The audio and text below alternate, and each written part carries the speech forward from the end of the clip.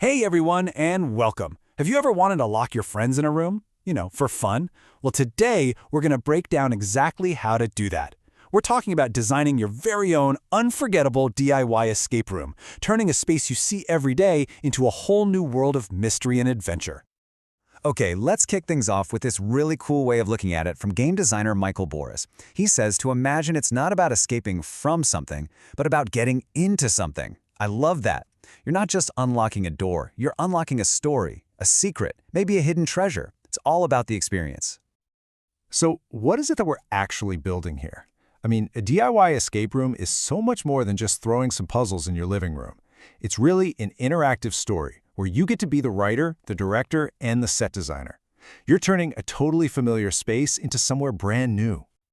So at its core, it's a game you build at home where players are racing against the clock. But the two words you really want to focus on here are customizable and immersive. See, unlike a commercial escape room, every single piece of this can be built just for your friends, your family, and your specific story. So why even bother building one yourself? Well, for starters, the creative freedom is just off the charts. You get to control everything, the theme, how hard it is, the whole vibe. Plus, it costs way less than a commercial room. It's an amazing creative project, and you get to build an experience that's so personal your friends will be talking about it forever. All right, let's get into what I think is the most important part of your entire game, the story. And look, this is not just some fancy decoration. Your story is the foundation, the very glue that holds every single puzzle, clue, and prop together. Every great escape room story boils down to answering two huge questions. First, why are we here? Why are the players in this room to begin with? And second, what happens if we fail? What are the stakes? Without a clear goal and that feeling of urgency, it's really just a scavenger hunt, right? And check this out. This is a perfect example of how to set those stakes. This whole story is from a homemade puzzle box. In just a couple of sentences, we get it all. A world-ending threat, a heroic role for the players, a crystal-clear objective, find 5 runes, and a super scary consequence if you fail, madness. Now that is a powerful hook. Now you don't have to reinvent the wheel here. These common themes are fantastic starting points for your own adventure. You could be a detective, a spy trying to defuse a bomb, or a scientist trying to find a cure. All of these ideas give your players a built-in reason to be there and a reason to hurry.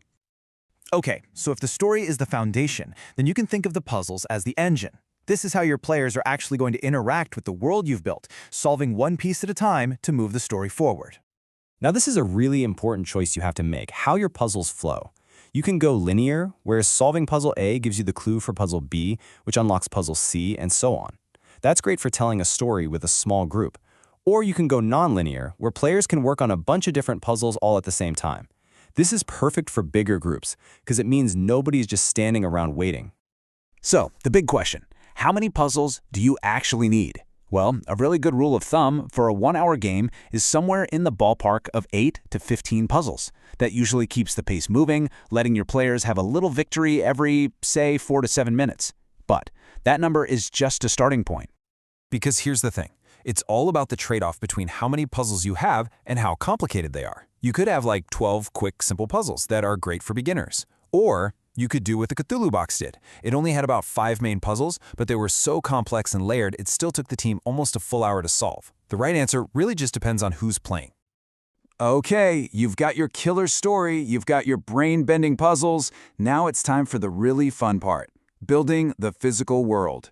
This is where you go from ideas on a piece of paper to an immersive space that your players can actually walk into and explore. Let's get practical for a minute. First, pick your space. Then, start filling it with props that sell your story and create a mood. As you're placing things, always be thinking, ooh, could I hide a clue there? And here's a pro tip. Use some blue painter's tape on anything that's off limits, like a bookshelf or a TV. It saves you from having to give a long list of don't touch rules before you start. And this quote right here gets to the absolute magic of world building. Don't just give your players a picture of an ancient key, give them a real, heavy, old-fashioned key they can actually hold in their hand. That physical, tactile feeling is what makes the world feel real. It pulls people into the story like nothing else. So you've designed the story, you've made the puzzles, you've built the world. You're almost there. But now you have to step into your final and maybe most important role. You have to become the game master. Basically, your job now is to run the show. You set the timer, you explain the story and the rules, and you have a hint system ready to go for when your players get stuck. But listen, if you only take away one thing from this whole explainer, let it be this. Play test your game. Seriously, it's the most critical step. This is how you'll find out if a puzzle is a fun challenge or if it's just completely broken. So there you have it. We've talked about the story, the puzzles, the world building, and running the game. You've got the framework. You've got all the tools you need. Your room is just a blank page waiting for an adventure to be written on it. So the only question left is, what mystery are you going to create?